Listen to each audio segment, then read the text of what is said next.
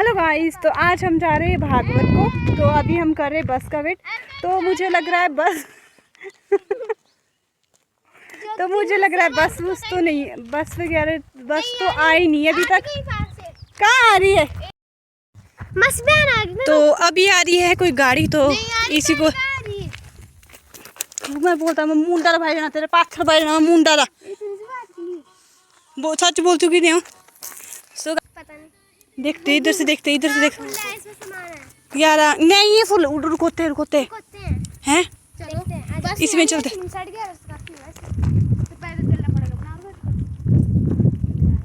तो तब देखो तो मैं देखती हूँ इधर से फुल गाड़ी की खाली है। खाली रुको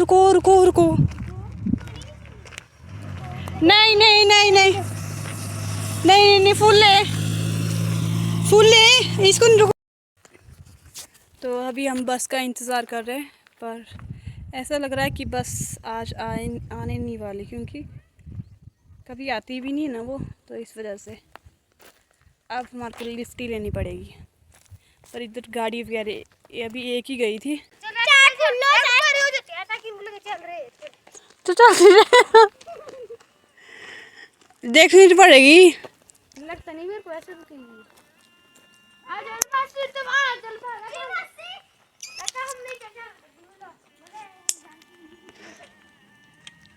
तो मैं देख रही हूँ।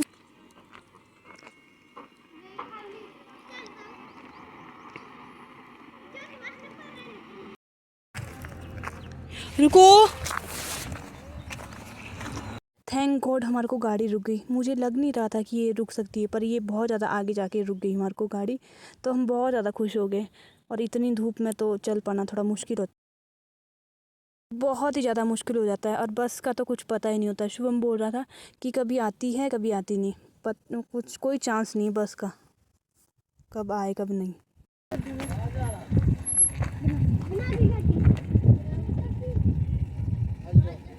आ जाएंगे। तो गाड़ी में हम 4 बंदे बैठ गए और थोड़े टाइट बैठ गए, और थोड़ी बैठने में थोड़ी सी दिक्कत आ रही थी। पर ज़्यादा दूर नहीं है जहाँ पे हम जा रहे हैं भागवत को। दूर से लग रही थी ना, भी फूल ले है ना। नहीं 2-3 तो थे इसमें ना। हाँ तब भी नहीं रोकते कोई। मुंह कस कर था अपना छोटा बच्चा, अजीब छोटे बच्चे ऐसे होते हैं। चिरादी के कारण रुकी और वो गाड़ी। इसने हाथ मार दी पहले। ओफो करता और चुप रहे। इसको अब भी कर सकते हैं इसको यूज़, अब नहीं बनेगा इसका साग। फूल आ गए इसमें है ना, इसमें तब नहीं बनते।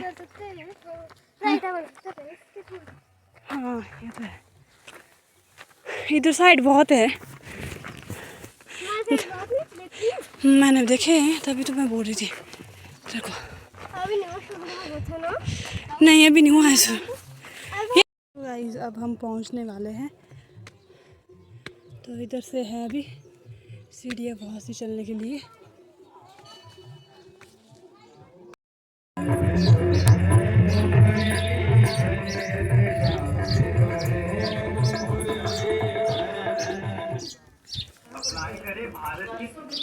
तो यहाँ पे हर साल होता है भागवत। यहाँ पे अभी बहुत कम लोग आए, क्योंकि अभी जब स्टार्ट होगा तभी आते हैं लोग, 1 बजे या 2 बजे। कोई जल्दी का आता है, कोई लेट भी आता है। तो हम जल्दी आ गए, तो इसलिए अभी खाली है पंडाल। तो गाइस यहाँ पे बहुत ही ज़्यादा गर्मी होती है, और जैसे ही सीढ़ियाँ चढ़नी होती है तो और भी ज़्यादा थकान हो जाती है। तो इसलिए यहाँ पे जूस वगैरह और पानी वगैरह मिलता है, तो इसलिए उसके बाद भागवत में जाए।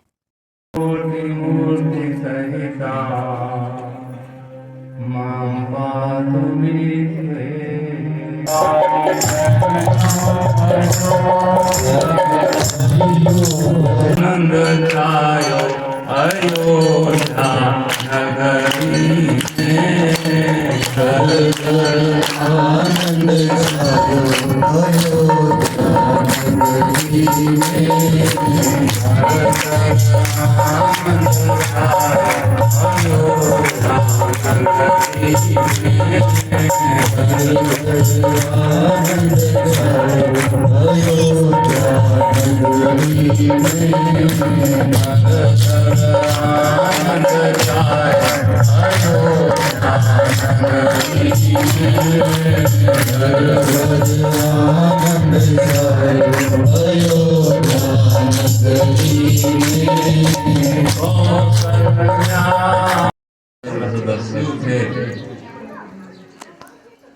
दिलीप थे, रघु थे, अज थे, उसके बाद दशरथ। दशरथ जब हुए पैदा बंधुओं तो उनके 3 पत्नियां थी और जब संतान नहीं हो रही थी तो वशिष्ठ जी के पास गए, महाराज कोई ऐसा यज्ञ करा जिससे हमारे यहाँ प्रतापी पुत्र पैदा हो। वशिष्ठ महर्षि जी ने यज्ञ कराया है बंधुओं, यज्ञ का प्रसाद बांटा।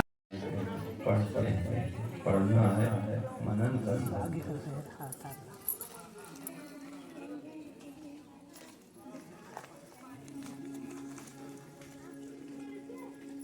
भगवान का जन्म हुआ तो भगवान शंकर भी चल पड़े, मैंने भगवान राम के दर्शन करने।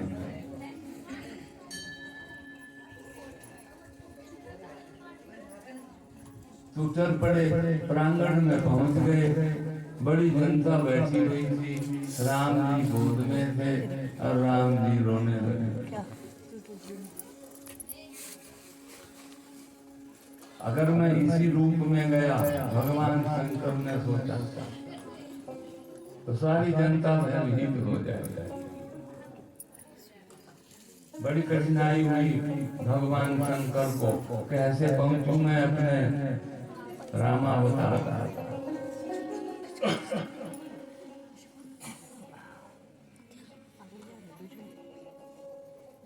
दर्शन राम का दिखला दे जोगी।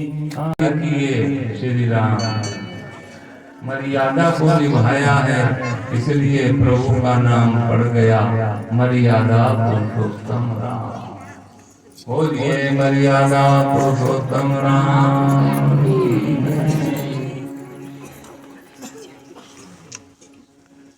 इसलिए बंधुओं कभी शाम बन के चले आना, प्रभु जी चले आना। कभी शाम बन के, कभी शाम बन के चले आना। लेकिन यहाँ अर्थ तो और रहा, रास है राधा और माँ से माधव।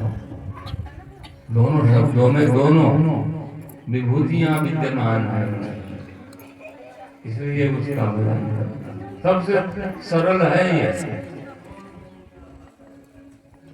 ओम तो कोई कोई बोलता है, अब लग गया टेलीफोन पर बोलना हरिओम, बड़ी अच्छी बात, वो भी अच्छी बात। और सीरियल से सुन के माता श्री भी बोल देती है, कई बेटियां घर घर माँ और पिता श्री भी बोल। अच्छी बात, बहुत सुंदर अभ्यास है, मैंने वो किसी को करना है। और रा से राष्ट्र होता है, माँ से मंगल होता है। जो सारे राष्ट्र के मंगल को करने वाले हैं वो राम।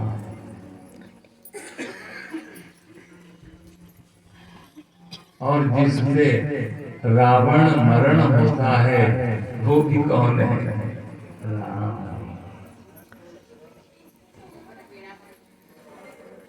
तो ऐसे ऐसे अर्थ है बंधुओं, 2 अक्षर हैं लेकिन है बड़े विचित्र।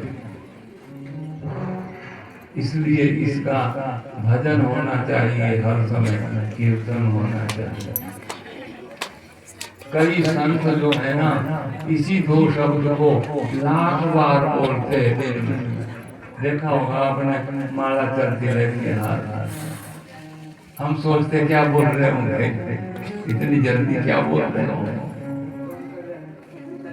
तो ये दो ही अक्षर है बंधुओं, राम। इसको भजन करना, इसकी कीर्तन करना, स्मरण करना, इसी की व्याख्या है सभी पुराणों, चाहे वो श्रीमद् भागवत है, चाहे वो देवी भागवत है, चाहे वो गीता है, चाहे वो विष्णु सहस्त्रनाम, इसी की व्याख्या है। ऐसा ये विचित्र नाम है जिसका नाम राम। बोलिए सियावर रामचंद्र भगवान।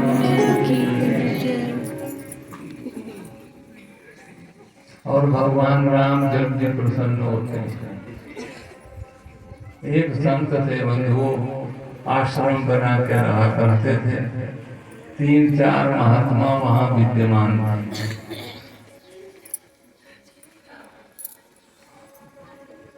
अब एक बेचारा जिम्मेदार था, वो पढ़ा लिखा नहीं था, बहुत परिश्रम करता था, लेकिन उसको मेहनत का फल नहीं मिलता। एक दिन वो घूमता घूमता कहाँ पहुंचा, जहाँ वो संतों का डेरा था। वहां उसने महात्माओं को देखा, खूब हृष्ट पुष्ट थे महात्मा, उनका शरीर बहुत बढ़ा हुआ था। जब उन महात्माओं को उस प्राणी ने देखा तो सोच रहा है दिल में, भाई ये क्या खाते होंगे जो इतना शरीर इनका बहुत अच्छा है, अच्छा माल खाते होंगे। मैंने भी जाना इनके आश्रम, ये कोई जिम्मेदारा तो करते नहीं, बैठे रहते और फिर भी इतने मोटे, इसका मतलब कोई अच्छी चीज खाते। ये भाव आ गया, चला गया संतों के आगे।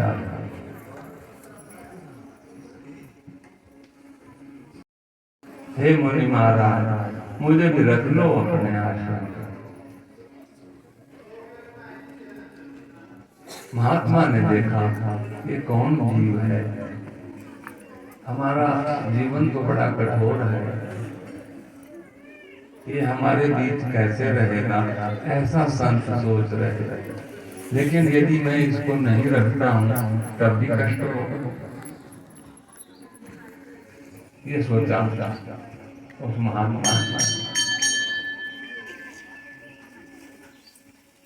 ने कहा, अच्छा भाई तू भी यहाँ रह, कोई बात नहीं। संत ने कहा कि हे प्राणी, यहाँ जब तने रहना है तो हमारे साथ भजन करना।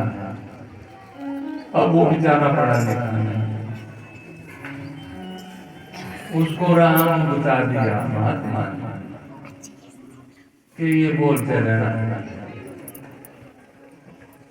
अब वो सुबह से देख रहा है कि कुछ खाने को मिले, वहां सब संत अपना भजन कर रहे हैं, खाने को कोई दे नहीं। जब सूर्यास्त हो गया तब पूछ रहा है वो महात्मा, हे महात्मा जी क्या भोजन नहीं मिलेगा? कि नहीं भाई आज तो एकादशी है, आज नहीं। बड़ा कष्ट हुआ, अब वो तो भोजन के बिना रह नहीं सकता था। कहते भोजन करना है? कहते हाँ भोजन। संत महात्मा ने कहा, देख भाई यहाँ हमारे आश्रम में तो भोजन बनेगा नहीं, हम तेरे को अन्न दे देते हैं, तू कहीं दूर जाकर काले है और खा जाएगा ना। तो कहने ये राम ही बोल रहे थे। कहते अच्छा महाराज, तो ये पंक्तियां बताइए उसको, राजा राम आइए, सीता राम आइए, मेरे भोजन का भोग लगाइए। राजा हमारी जय, सीता हमारी, मेरे भोजन का भोग लगाइए। राजा हमारी जय, सीता हमारी, मेरे भोजन का भोग लगाइए। राजा हमारी सीता हमारी, मेरे भोजन का भोग लगाइए। राजा बनाया था, अब वो दो भगवान को दे दिया, भगवान ने वो ले लिया। अब वो फिर भूखा रह गया। अब फिर जा रहा है आश्रम में। महाराज वो भोजन तो कोई और खा गया। कहते कौन खा गया? जो आपने बताया था वो मैंने भजन गाया था, इतने में कोई आया और वो भोजन ले गया।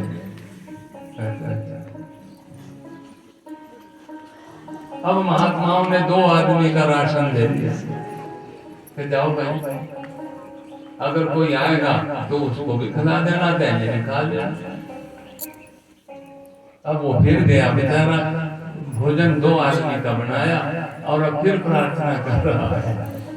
राजा राम आई, सीता राम आई, मेरे भोजन का भोग लगाइए।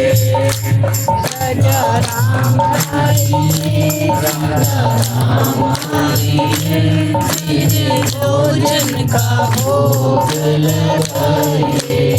तो याद कर लेना सबने, इसलिए कहलवा रहा हूँ बार बार, याद कर लेना आप लोगों ने। कब? जब भोजन तैयार होगा, तब ये पंक्तियां स्मरण करनी है सभी को। बंधु आप माता के प्रांगण में बैठे, सभी को ये पंक्तियां याद करनी। उसने भी दो आदमी का भोजन बनाया और ये पंक्तियां कही, इतने में दो बंदे आ गए, एक राम और एक लखन। फिर गए महात्मा के पास वो प्राणी। महाराज वहां तो दो आ गए थे, अब क्या करूं? अच्छा भाई तो तीन आदमी का भोजन दे। तो तीन का ले गया, भोजन तैयार हुआ। फिर यही पंक्तियां गा रहा है। राजा राम आई, सीता। वो इसी हुआ में है कि ये आदमी क्यों बढ़ रहे। कभी आया था, अब दो आए थे, अब तीन आ गए। अब क्या करूं, कितना आनंद। फिर महात्मा जी के पास आए। महाराज वहाँ तीन बंदे आ गए। कहते कौन कौन से हो? मैं नहीं जानता ना। एक थी नारी और दो थे पुरुष। महात्मा जी सोच रहे हैं हमको इतने वर्ष हो गए सब करते हुए, हमारे पास तो कोई आया नहीं, हमने भी भोग लगाया। पर ये कैसा प्राणी है? शक हो गया। हो सकता है ये कोई सिद्ध पुरुष है।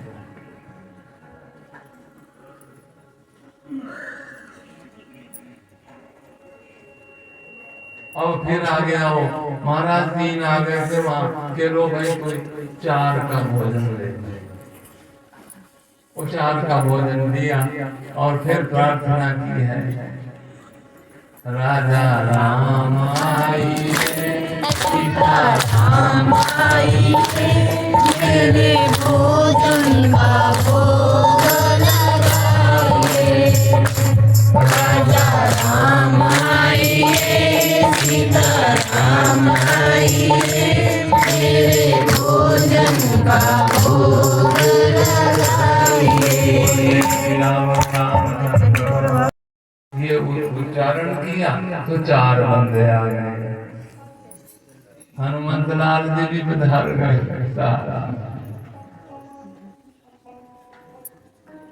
राम जी रोक रहे, हे हनुमंत ठहर। नहीं महाराज, मेरा तो स्वभाव है, मैं तो सब खा जाता हूँ। भगवान की माया वो सब अन्न दे दिए।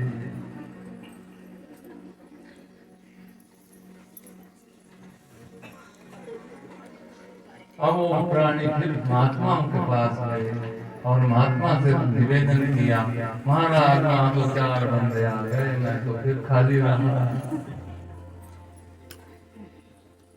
महात्मा जी सोच रहे इसके साथ जाना है, देखना है वो कौन बंदे हैं, कौन आते हैं, कौन खाता है इसका।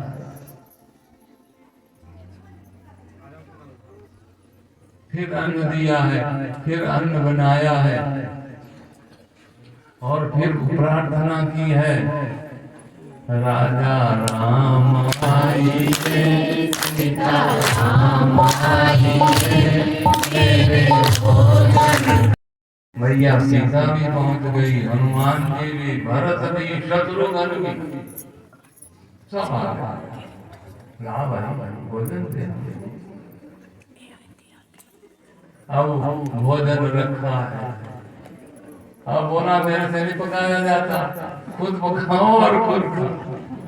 और ये दिया रामचंद्र भगवान जी की जय।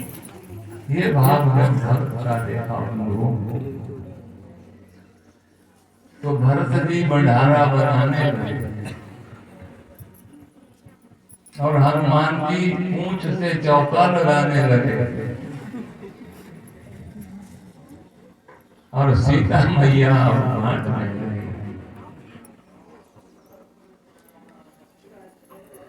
प्रसन्न हो गया वो व्यक्ति भी और प्रसन्न हो गए प्रभु भी उस भक्त की भक्ति पे। ये 2 ही पंक्तियां बोली। ये महत्व है बंधुओं, राम नाम का बहुत महत्व होता है, उसी का भजन करना चाहिए। अब वो प्राणी फिर महात्मा जी के पास गया कि हे गुरु महाराज, मेरे यहाँ राम परिवार आया था। महात्मा है राम में, क्या बोल रहा है? राम परिवार यहाँ तो सैकड़ों वर्ष हो गए, यहाँ तो एक भी नहीं आया हमारे।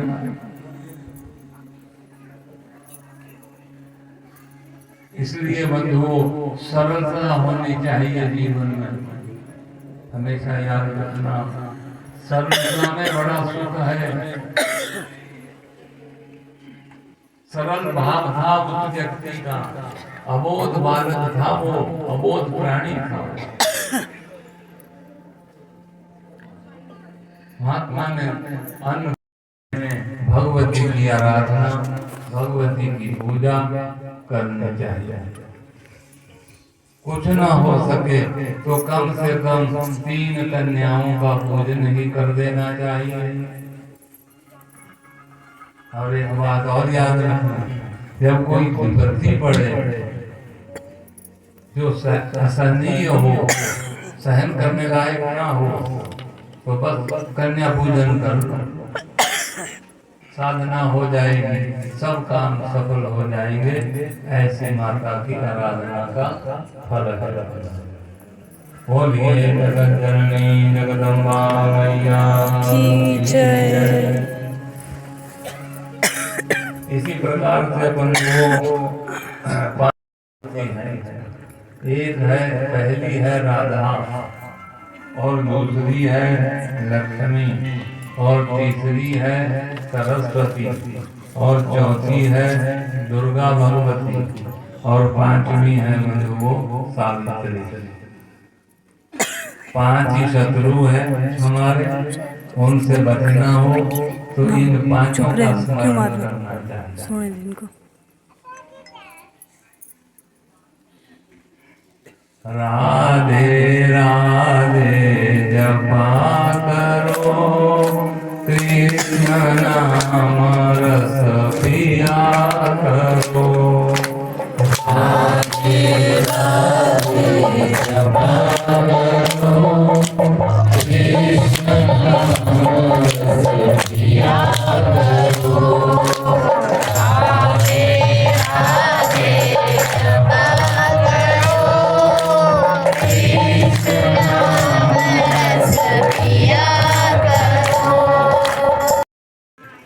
भगवान की माया बंद हो, जब कुछ दिन बाद वो लकड़ी काटने के लिए गया तो वृक्ष पर चढ़ा हुआ था, वहां से गिरा और उसकी मृत्यु हो।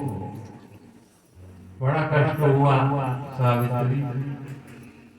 सावित्री उसको जैसे तैसे अपने घर में ले गई। अब वहाँ यमदूत आ रहे हैं, धर्मराज आ रहे हैं उसको ले जाने।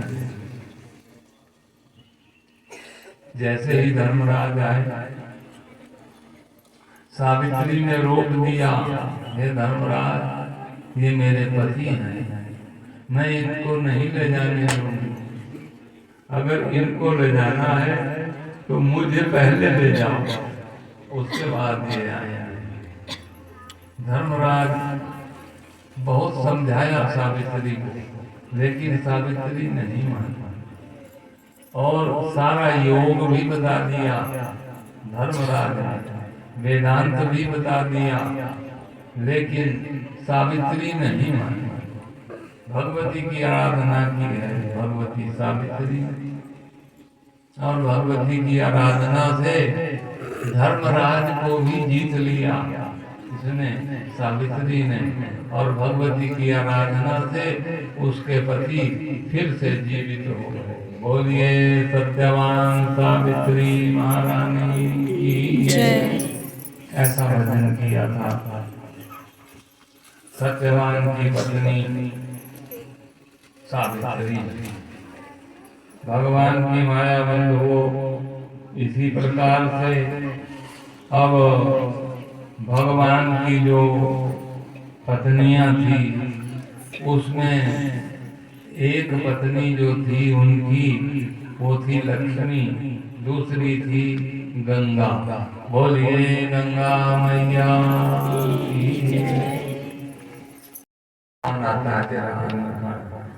आ गए सारे संत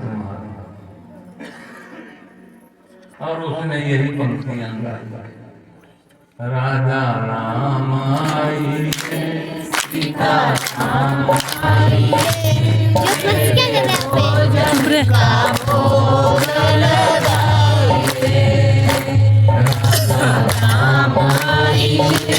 सीता राम आई, मेरे भोजन का भोग लगाइए। बस ये कहना लिखा कि सारा परिवार आ गया भगवान राम। महात्मा जी पूछ रहे हैं प्राणी कौन आता है वो बता। हाथ जोड़ के बोल रहा है गुरुजी देख भी रहे आप खड़े कहते हैं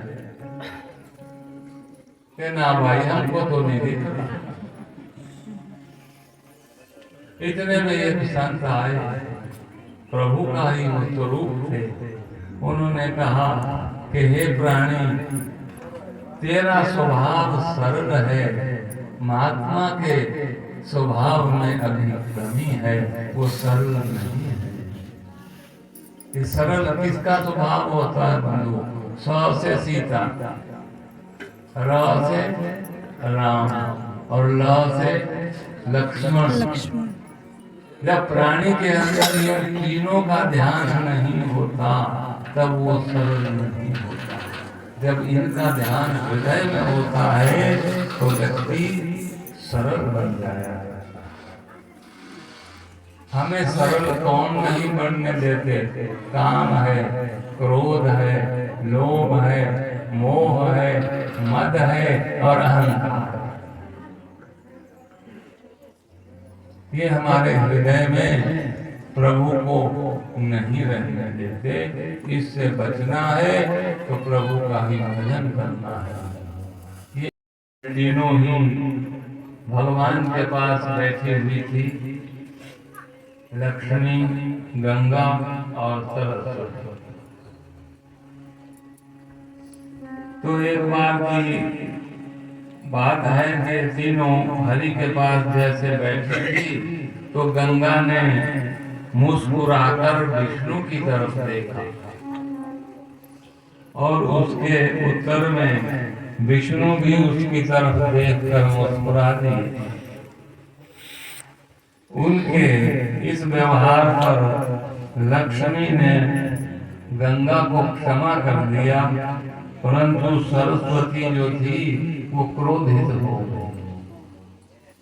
लक्ष्मी के समझाने पर भी जब वो शांत नहीं हुई तो विष्णु भगवान उठकर चले गए। तो सरस्वती गंगा को मारने के लिए झपटी, परंतु लक्ष्मी ने उसको पकड़ लिया और लक्ष्मी के इस व्यवहार पर वह और क्रोधित होकर दोनों को शाप दे रहे थे। दोनों को शाप दे दिया उसने। तो गंगा अपनी निर्लज्जता और गर्व का फल भोगने के लिए जलवायु होकर पृथ्वी पर आ गई। ये शाप दिया, नदी के रूप में चली जाए और वही आज तक भोग रही है। बोलिए गंगा मैया की जय। लोग के मैलों को और पाप को वाहन करके बहती रही और लक्ष्मी ने जड़ता का काम किया था, इसलिए उसको ये शाप दे दिया कि तू वृक्ष हो जा। बोलिए गंगा मैया की जय।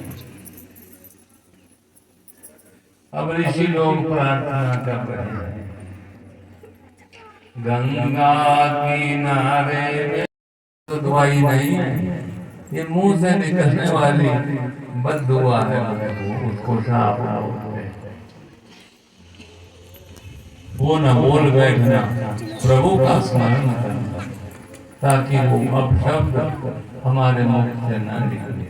भगवान शंकर ने इसीलिए कंठ में रखा था, उससे नीचे नहीं उतारा था, नहीं तो सारे शरीर में फैल जाता। इसलिए ऐसा होता है, अपशब्द बुरी बात यही शाप बन जाया करता। लेकिन इसका पता बहुत देर में लगता है, क्योंकि हमारी बुद्धि अनेक प्रकार के जंजालों में फंसी है। बोलिए जगत जननी जगदम्बा मैया जय। तो बंधुओं, इसी प्रकार से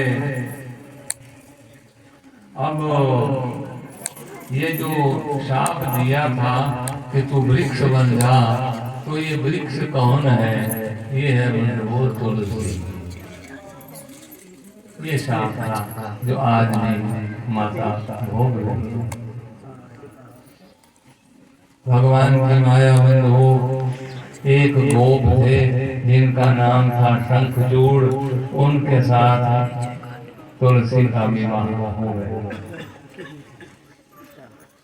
बहुत बड़े बलशाली वीर थे, कौन? शंखचूड़। भगवान विष्णु के साथ वो बैर भाव रखने लगे और युद्ध करने लगे देवताओं के साथ। शंखचूड़ सारे देवता नारायण भगवान माता के पास गए, महाराज ये शंखचूड़ का विनाश कैसे हो? भाई उसके यहाँ एक सतीत्व समाप्त होता है, तब उसकी मृत्यु हो। उसके पास कवच और कुंडल थे जो भगवान ने दिए थे वरदान। एक दिन विष्णु भगवान को बतलाया नारायण भगवान ने और भगवती ने कि जाओ विष्णु भगवान, तुम उसके सतीत्व का खंडन करो। शंखचूड़ युद्ध में लड़ रहे थे, विष्णु भगवान ब्राह्मण का रूप धारण किया और उसके बाद शंखचूड़ का ही रूप धारण कर लिया और वहां रह गए। 5-6 दिन तक जब रहे तो उस वृंदा ने पहचान लिया, ओहो ये तो छल कर गए हैं विष्णु भगवान। बोलिए विष्णु भगवान की जय। इस प्रकार से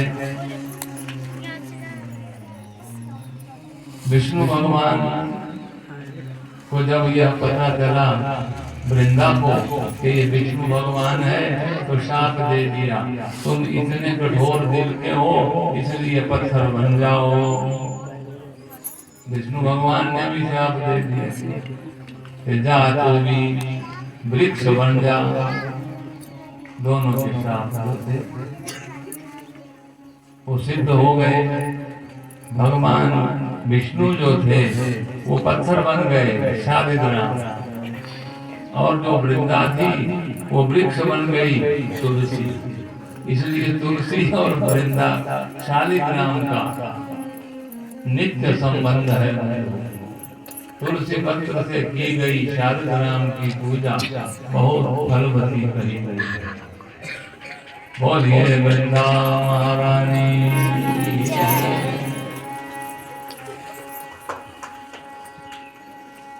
भगवती की कृपा बंधु शालिग्राम की पूजा और भजन और अर्चन कर रहे हैं। बोलिए विष्णु भगवान की जय। अब आपसे एक प्रश्न और करना है, सच उत्तर देना भाई सब। सच बता दे भवानी से प्यार कितना, सच बता दे भवानी से प्यार कितना, किया जीवन में अपना उद्धार कितना, सच बता दे भवानी से प्यार। देवता लोग जो यज्ञ किया करते थे वो भगवान को प्राप्त नहीं होता था। कैसे करते थे देवता? जैसे आज प्रातः काल यहाँ भी हवन हुआ है, इसमें जो आहुति दी जाती है वो भगवान को प्राप्त होती है। वो भगवान को प्राप्त नहीं हो रही है। आहुतियां तो दे रहे हैं, अग्नि उसको दाहकता नहीं कर रही थी, नहीं भस्म कर रही थी। बड़ी समस्या आई। देवता लोगों ने यज्ञ करना छोड़ दिया, ऋषियों ने यज्ञ करना छोड़ दिया। सभी ऋषि लोग इकट्ठे होकर भगवान के पास गए, हे प्रभु हमारे यज्ञ का कोई फायदा नहीं है, जो हम आहुतियां डाल रहे हैं वो भगवान को नहीं पहुंच रही है, वो नहीं जल रही है। ऐसा दैत्यों की माया छा गई। देवताओं ने कहा जाओ ऋषियों भगवती की आराधना करिए, उनकी स्तुति करिए, वही महामाया कोई उपाय है। ऋषि लोग भगवती के पास आए, भगवती की स्तुति की, प्रार्थना कर रहे हैं ऋषि लोग। त्वं स्वाहा त्वं स्वधाहि वषट्कार स्वरात्मिका। हे भगवती तू ही स्वाहा है, तू ही स्वधा है, हमारी समस्या का समाधान कर दो महामाया। तो महामाया स्वाहा बन करके गई है और स्वाहा का रूप धारण करके अग्नि में विराजमान हुई। लो ऋषियों अब यज्ञ करो। जैसे ही भगवती रूप को धारण न करती तो आज हवन की प्रक्रिया बंद हो गई होती। भगवान को प्रसन्न करने का सीधा तरीका है हवन करना। प्रतिदिन हवन का विधान लिखा है बंधु, उसको भूत यज्ञ विधि कहते हैं। बहुत छोटा हवन होता है, प्रतिदिन करना चाहिए। कई लोग तो करते हैं, परंतु बहुत से लोग नहीं करते, क्योंकि थोड़ी प्रक्रिया कठिन भी है और थोड़ा समय भी लगता है। तो उस यज्ञ की प्रक्रिया को चालू करने के लिए भगवती ने स्वाहा का रूप धारण किया और एक नाम भगवती का और पढ़ा। बोलिए स्वाहा भगवती महामाया। अब यज्ञ होने लगे, और जैसे यज्ञ होने लगे तो अब पितृकर्म भी कर रहे थे ऋषि लोग, लेकिन पितरों को वो सामान नहीं मिल रहा था। फिर महामाया की प्रार्थना की कि हे महामाया, हमारे पितरों को जल नहीं प्राप्त हो रहा है। तो महामाया ने फिर स्वधा का रूप धारण किया। आज भी उसी का उच्चारण होता है, तस्मै स्वधा तस्मै स्वधा तस्मै स्वधा, 3 बार बोलना पड़ता है। ये तीनों ही भगवती का स्वरूप है, महाकाली, महालक्ष्मी, महासरस्वती। महामाया ना होती तो आज हम पितृकर्म न किया करते थे। जब मिलना ही नहीं था तो करके क्या फायदा। तो स्वधा और स्वाहा ये हमारे जीवन से जुड़ी हुई दोनों भगवतियों का स्वरूप है बंधुओं, इनको भी प्रणाम। बोलिए स्वधा महामाया की। ने षष्ठी का रूप धारण किया। छठे दिन जो पूजन होता है, ब्याही जिसको बोलते हैं, वो माता का स्वरूप है।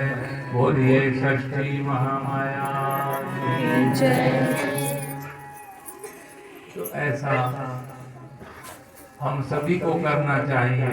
छठे दिन वो षष्ठी देवी का पूजन होता है बंधु। सूतिका गृहवासिनी नमस्ते षष्ठी के देवी, सूतिका गृहवासिनी। जहाँ बालक होता है उसको सूतिका गृह कहते हैं। उसकी रक्षा करने वाली होती है वो महामाया, उस जीव की रक्षा करती है। और तब वो हमारे यहाँ गोबर की मूर्ति बनाई जाती है, उसकी पूजा करनी चाहिए। वो भी भगवती का ही स्वरूप है बंधु। बोलिए षष्ठी महामाया की जय। भगवान की माया बंधु, इस तरह से अनेक रूपों में भगवती माता उतर कर हम सभी के कामनाओं को पूर्ण करती है। भगवान की माया बंधुओं, महादेव जी ने भी भगवती की पूजा की थी बंधुओं, और उस दिन मंगलवार था। तो भगवान शंकर ने जिस भगवती की पूजा की उसका नाम पड़ गया मंगल चंडी।